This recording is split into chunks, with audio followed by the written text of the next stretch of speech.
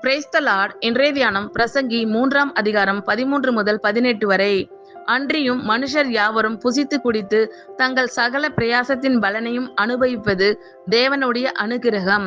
தேவன் செய்வது எதுவோ அது என்றைக்கும் நிலைக்கும் என்று அறிவேன். அதனோடே ஒன்றும் கூட்டவும் கூடாது, அதிலிருந்து ஒன்றும் குறைக்கவும் கூடாது. மனுஷர் தமது சமூகத்தில் பயந்திருக்கும்படி தேவன் இப்படி செய்து வருகிறார். முன் நடந்ததே இப்பொழுதும் நடக்கிறது, இனி நடக்கப் போகிறதும் முன்னமே நடந்தது. நடந்ததையோ தேவன் விசாரிப்பார். பின்னும் சூரியனுக்கு கீழே நான் நியாயஸ்தலத்தை கண்டேன், அங்கே அநியாயம் இருந்தது. நீதி ஸ்தலத்தையும் கண்டேன், அங்கே அநீதி இருந்தது.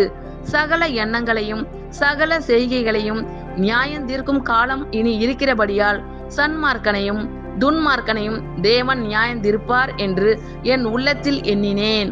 மனுபுத்திரர் தாங்கள் மிருகங்களைப் போல் இருக்கிறார்கள் என்பதை அவர்கள் காணும்படிக்கு தேவன் அவர்களை சோதிக்கிறார் என்று நான் மனுஷருடைய நிலைமையை குறித்து என் உள்ளத்தில் எண்ணினேன்.